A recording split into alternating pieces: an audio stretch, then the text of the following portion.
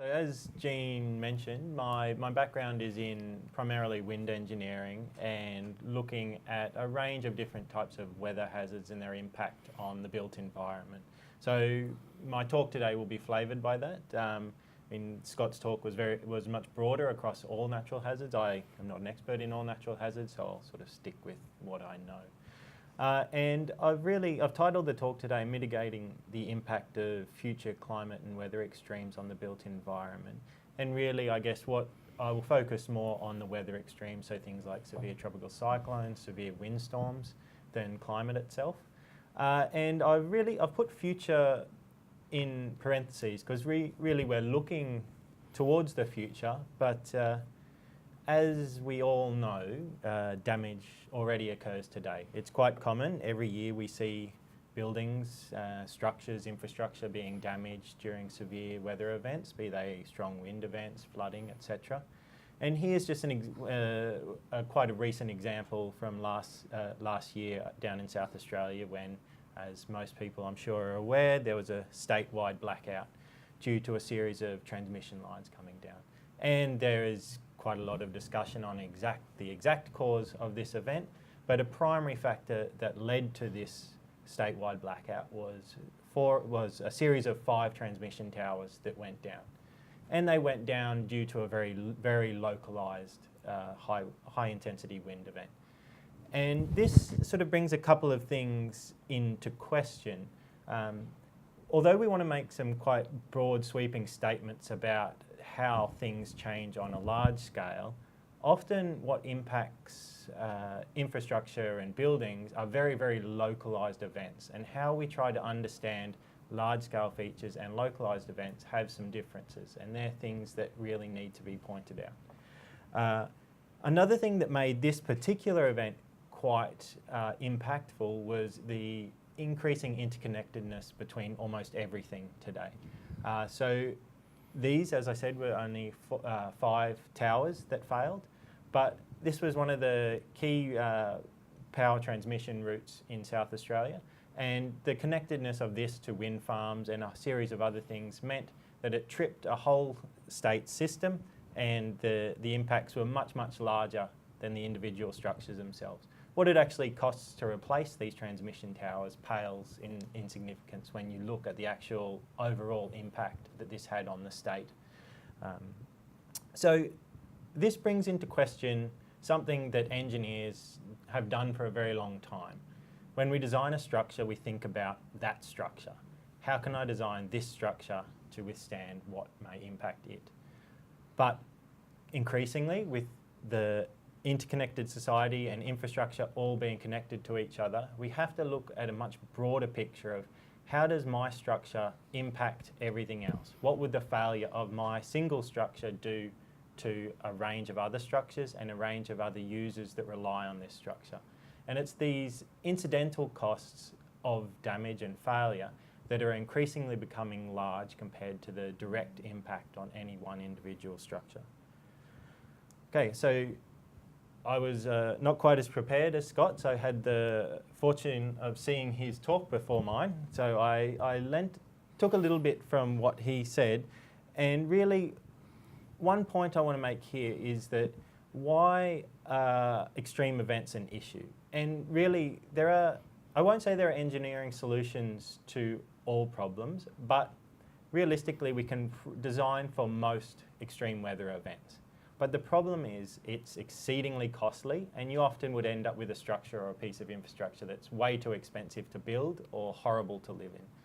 So really it's too costly to design structures that are livable or usable for the 50 to 100 year working life that they have. So to really understand this in a little bit more detail, so this is what I took from Scott. So Scott showed a picture of the temperature extreme. So we can bring this back, and something engineers do reasonably well is try and understand reliability. So what we would do would be to take Scott's temperature or any other weather phenomena, it could be wind speed, and we turn this into what we call a load effect. So we get a distribution of load effect, and this may be, if we're considering our transmission tower, what is the overturning moment at the base of our tower. And if we look at the 50 to 100 year life cycle, we estimate what the loads will be over that entire period, we can get a nice distribution that looks something like what the distribution of temperature was. Okay. Then what we want to do is we look at the structure itself, and what we then get is a resistance distribution. And the reliability side of it comes in that the probability failure is that red shaded mark. And as a rule of thumb, what we generally try to do as engineers is limit that to on the order of 5%. More important structures, it's lower. Less important structures, it can be higher, but rule of thumb, 5%. So it's really the intersection of these two distributions that is important. So when the load becomes too high and the resistance of a structure becomes too low, you have a problem. If we spread them quite a ways apart, we have fewer problems, but it then becomes quite expensive to design. So what may climate change do to this? And here we can do exactly what Scott did. We shift that load effect. So if we shift the climatic loading of the structure, this will potentially increase the loading that any member within an element, within a structure or the structure itself sees, and that moves it to the right. If we do nothing to the structure itself to make it stronger to resist this, we get this much greater increase in probability of failure. And this is where it becomes a problem, because what we really want to do as engineers is ensure public safety, and there are guidelines and so on about how the actual level of risk. So we want generally, as I said, 5% chance that we might see in the lifetime of a structure something go wrong. If this sort of shift in the load effect occurs, then this potentially is increasing, and then we have flow-on ramifications for the reliability of the structure and the chance that we're going to see something go wrong during the life. So why are extremes an issue? And really, irrespective of climate change, engineers accept some probability of a failure of a structure. So the interaction between the load and resistance shows that there is some risk of failure, even in the current climate. But the thing that climate change really does is adds uncertainty. So we don't know for each of the different type of loadings. Maybe it will shift the distribution like I showed, but maybe it just makes it wider, a broader spectrum, and that potentially has the same impact. Maybe it makes it tighter, and then there's less impact. But maybe one thing that's increasingly occurring now is that people will move their resistance of the structure to try and make a structure cheaper. The distribution there tightens up, and again we have issues. So with tighter distributions, any shift we have in the load effect has big implications for the probability of failure. Okay. So despite this, any structure we build now, and particularly large infrastructure projects, they're built with 50, 100-year life cycles. Irrespective of any politics, they're going to see any potential change in climate. So anything that goes on in the future, 50 to 100 years, these are the time periods over which we expect to see some change. The structures we design and build now will see that. Irrespective of what we believe or do, they will see it. So we must consider it. If this is just considered as an uncertainty, fair enough. If there are changes that people feel more confident in applying to a structure, then that's also fair enough, but it must be considered in some way, shape or form. So are we already seeing some changes? And here I've just put up an example of Cyclone Marcia that occurred in 2015. And this is not an attribution talk, but why this is important is because I've put a line there at 25 degrees, and that's the point at which engineers stop designing for cyclones. So Cyclone Marcia made landfall just above 25 degrees, so it did make landfall in a region where we do design structures for tropical cyclones, but it's starting to get very, very close to the line. Marcia was the strongest event to occur that far south, and anything that sort of impacts structures below that line is really starting to push the envelope of what those structures would be able to withstand.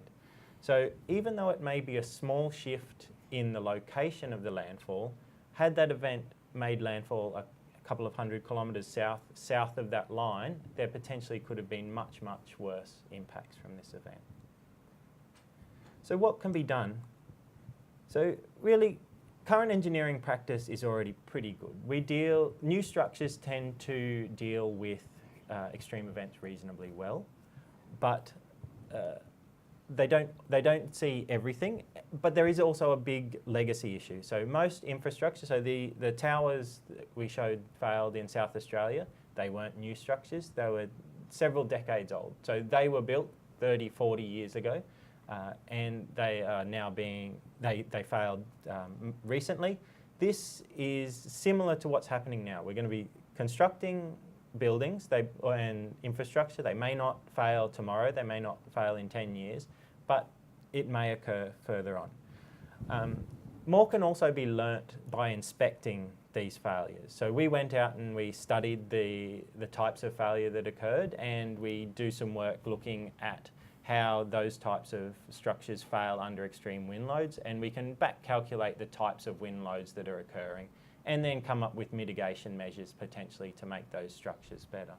So more can always be learnt by observing what happens when structures fail. And one thing that's often put out there as sort of an overarching response to this is that we need to improve construction codes. And while I would never question that an improvement to a construction code or building code will have an impact, there are quite a lot of other factors that come into play. So the fact that we have a great deal of buildings and infrastructure already out there means we have a legacy risk.